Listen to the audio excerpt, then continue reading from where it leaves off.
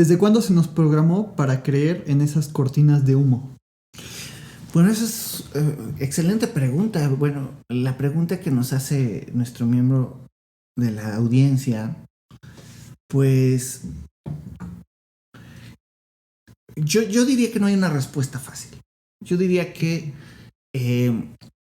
no es, o sea, no se nos programó de una vez y para siempre, ¿no? Sino que, como bien otra vez Aristóteles, ¿no?, nos habla de los hábitos. Creo que una teoría de los hábitos es siempre algo beneficioso para entender el comportamiento humano. Lo dijo Aristóteles muy claramente en su famosa Ética a su hijo Nicómaco, pero no solo Aristóteles, sino que, bueno, en la Edad Media se profundizó sobre las teorías de los hábitos, las virtudes y los vicios como cierto tipo de hábitos de las personas. Pero además, ya que hablábamos de Peirce en la sesión pasada, Peirce mismo nos dice que las creencias mismas, ya incluso los contenidos de nuestras opiniones, son hábitos de acción y de expectación, ¿no? Son hábitos, es decir, más que información, ¿no? El paradigma adecuado, según la semiótica, no es que nosotros al comunicar algo pasemos bloques de información, ¿no? Como nos hace pensar, pues, a veces la informática, ¿no? Sino que en realidad las opiniones son ciertas disposiciones a la acción, a la expectación, al comportamiento, a cierto tipo de interpretaciones, ¿no? Entonces, bueno, volviendo a la pregunta, perdón por la digresión, era solo para recapitular lo que habíamos dicho la vez pasada. Volviendo a la pregunta de nuestro miembro de la audiencia, pues en realidad la programación es un hábito, ¿no? Pero puede ser pero aquí la diferencia es interesante, porque lo que nos dice la epistemología, bueno, particularmente la de corte pragmatista, es que los hábitos pueden o no pueden ser controlados, ¿no? O sea, por ejemplo, cuando yo crezco en el uso racional de mis ejercicios lógicos, por ejemplo, me vuelvo una persona que tiene hábitos autocontrolados. Es decir, estos hábitos se vuelven acciones en las que la continua repetición de mi control racional sobre mis creencias me permite establecer controles más profundos sobre el conjunto de mis creencias. Un ejemplo muy sencillo es como cuando nosotros somos pequeñitos y vamos a la primaria y aprendemos a sumar, ¿no? Entonces aprendemos a sumar. Son acciones intelectuales que nos toman cierto trabajo dominar, pero una vez que lo hacemos, entonces se nos enseña la resta. Y una vez que adquirimos el hábito intelectual de esas operaciones, se nos enseñan operaciones más complejas que presuponen a las anteriores, ¿no?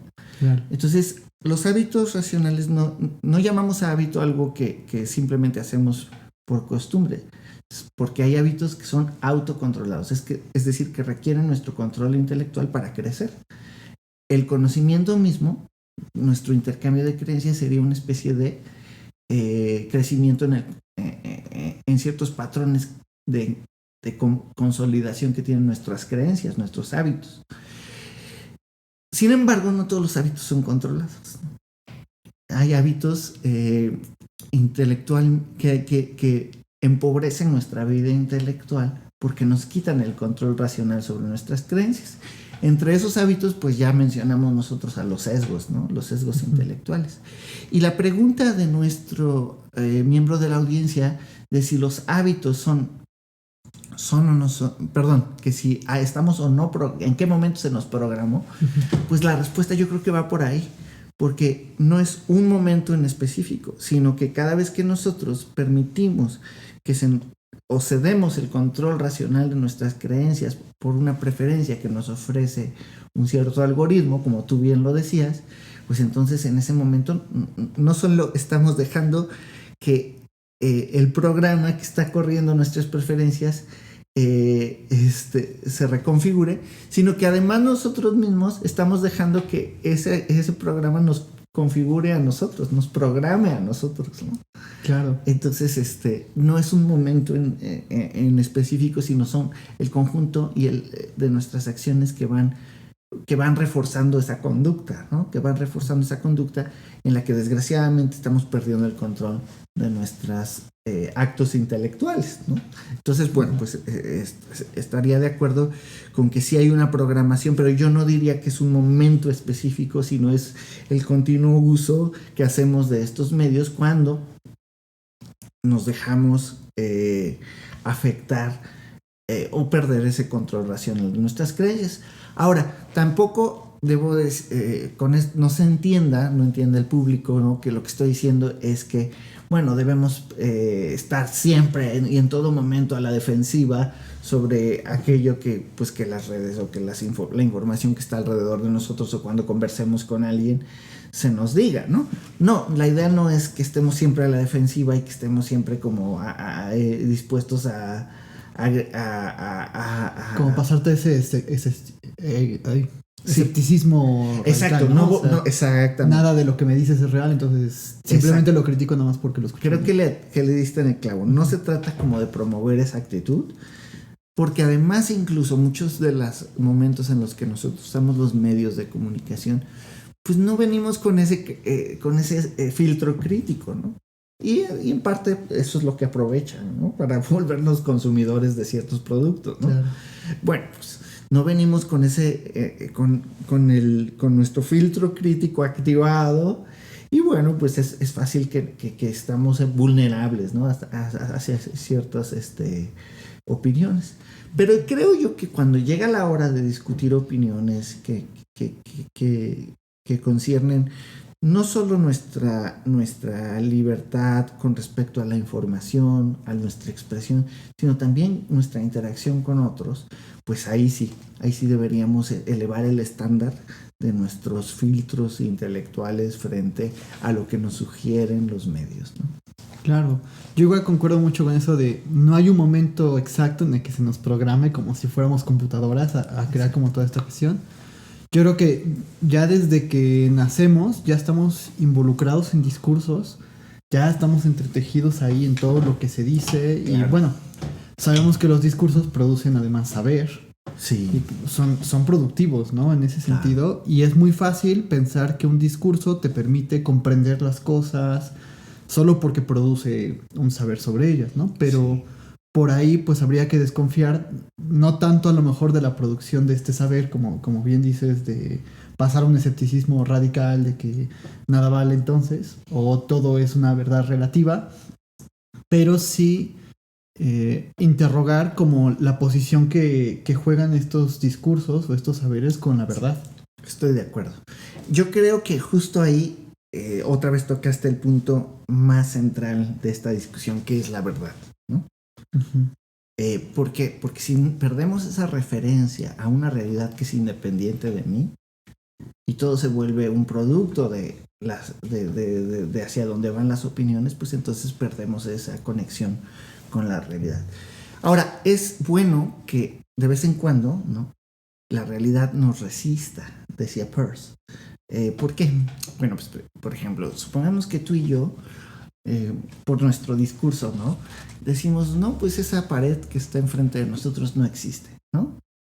Entonces, bueno, pues aunque los dos nos pongamos de acuerdo y convenzamos a todas las personas que se acerquen a nosotros de que no existe esa pared, cuando alguien quiera cruzarla, le va a resistir. Se va a pegar. Va a encontrar esa resistencia de la realidad. Y a mí me gusta mucho esa idea de Peirce de que la realidad es todo aquello que nos resiste, ¿no? ¿Por qué? Porque esa resistencia es buena para que nosotros entremos en contacto con lo que es independiente de nosotros y nuestros hábitos no sean aquello que fijamos por nuestras preferencias, sino en función de algo que es distinto a nosotros, que es la realidad, ¿no? Claro. Bueno, nosotros somos parte de esa realidad, pero hay aspectos de ella que no están bajo nuestro control reflexivo, ¿no? Y necesitamos reconocerlo. Y al reconocerlo, nuestros hábitos crecen en sustento, ¿no? Sí, no deja que nuestras fantasías o nuestras valoraciones subjetivas y todo eso como que interfieran en decir, bueno, pues, no sé, a mí me parecería muy psicótico decir, bueno, acá Bueno, aquí el público no lo ve, ¿no? Pero aquí está la pared y entonces, pues, como pensar que yo puedo traspasarla, a mí me parece, digo, desde mis propios términos, ¿no? Me parece como una cuestión psicótica, ¿no? O sea, pensar que la realidad es la mera proyección de mi fantasía. A mí me parece muy fascinante justo esa idea porque, desgraciadamente, la digitalización de todo el conocimiento nos puede generar una cierta apariencia de que todo se puede pensar, todo lo que se puede pensar es el caso, ¿no? Y no es necesariamente el caso, ¿no? ¿Por qué? Pues porque la realidad eventualmente nos va a resistir, ¿no? O sea, yo puedo decir, yo voy a comportarme como si fuera un millonario y me pongo a gastar el dinero como si Perdón. Perdón, es que no apagué la alarma. No, está bien. No sirve. La realidad nos está resistiendo a nuestro uso ilimitado del tiempo. Sí, yo bueno, no hay bronca. El ejemplo que ponía es en la misma dirección. Si yo, por ejemplo, tengo una cantidad limitada de recursos, pero me comporto ignorando eso, como si tuvieras los recursos ilimitados, pues en algún momento mi bolsillo y mis tarjetas ya no me van a responder, ¿no? ¿Por qué? Pues porque es una realidad independiente de mi querer creer que tengo recursos ilimitados. Lo mismo creo yo que aplica en sentidos bien interesantes a las opiniones, ¿no? Mira, hay ciertos bueno, y con esto no quiero detenerme demasiado, pero creo que es sugerente esta idea. Muchas personas en nuestro tiempo están afectados por estas como psicologías, llamémosle psicologías entre comillas, ¿no? De la superación personal. El coaching, ¿no? Como por ejemplo el coaching, ¿no? Entonces, muchas de las estrategias de estos tipos de acercamientos al comportamiento humano es que no hay límites, ¿no? No, tú puedes hacer lo que tú quieras, ¿no? Sí. El límite es el cielo, no hay límites, ¿no? Uno es pobre porque quiere. Exacto. Sí. Y entonces necesitas reprogramarte, etcétera, ¿no? Entonces, todas estas ideas, lo que corren el riesgo, bueno, las personas que las hacen bien que saben lo que hacen, ¿no? Sí, claro. Utilizan nuestra vulnerabilidad hacia ciertos aspectos de nuestra propia existencia, pero los explotan para hacernos pensar que todo es un acto de la voluntad, pero no es cierto, ¿no? Ni todo es un acto de la voluntad, ni tampoco nuestra voluntad es algo ilimitado, ¿no? Entonces, pues necesitamos hacer ese reality check, ¿no? Esa especie de chequeo continuo de cuál es nuestra realidad y qué puedo yo transformar y qué no puedo transformar, ¿no? Y entonces, pues yo me reconoceré como alguien que necesita apoyo en distintos ámbitos, porque somos seres sociales, ¿no? Ninguno de nosotros podría florecer como persona si no hay una sociedad en la cual intercambiemos nuestras capacidades. Sí, yo a los coaches los odio, ¿no? No los soporto. Precisamente por eso, porque es esta cuestión de que todo depende de ti, todo depende de la forma en lo que lo fantasees, la manera en la que te lo representes. Cambia tu pensamiento y entonces las cosas buenas del universo vendrán a ti. Sí. No sé, a mí me parece como... Sí. ¿Cuál es la evidencia de eso, no? Por ejemplo, ¿no? O sea, yo no me imagino diciendo, bueno, voy a bajar de peso, ¿no? Y entonces que el universo diga, bueno, vamos a mover los planetas y todo para que Javier le dé más ánimo en las mañanas, ¿no? Sí, no, pues no. Es una serie de opiniones que realmente no tienen fundamento, ¿no? O sea, ¿por qué el universo tendría una voluntad, ¿no? ¿O por qué sería... El universo no es un objeto, ¿no? ¿O por qué le interesaría tanto yo? O sea, ¿no? Exactamente. Como si solo estuviera como a la expectativa de lo que Javier desea. Sí, o sea, no sé. Parece ser un sustituto muy barato de la divinidad, ¿no? De la trascendencia, ¿no? Porque en realidad, pues, sí. la divinidad en las tradiciones religiosas se ha definido como el absolutamente otro. Es justamente lo contrario, ¿no? No va a ser lo que tú quieras, sino aquí es el encuentro con lo que es completamente distinto a ti, ¿no? Claro. Por eso le ponían muchos pensadores, ¿no? A lo largo de la historia le han llamado a Dios, a la divinidad, le han puesto el otro con mayúscula, ¿no? Ajá. ¿No? Justo por ese abismo de trascendencia, ¿no? Y entonces, pues si tú dices que no, pues el universo es esa divinidad y va a ser lo que yo quiera, pues ¿por qué no? No, me parece algo completamente extraño, ¿no? Pero claro, potencialmente muy consumibles, ¿no? Ah, claro, sí, ¿No? sí. Exactamente. Y bueno, estas personas pues realmente florecen en los negocios porque aprovechan estas vulnerabilidades de nuestra vida intelectual, ¿no? Sí, y afectiva. Afectiva, intelectual, emocional, necesidad de sentido, ¿no? Muchas de nuestras necesidades las capitalizan no en función de nuestro bien, sino en función de su beneficio, ¿no? Y de las empresas y todo, que son quienes lo contratan, ¿no? Claro, claro.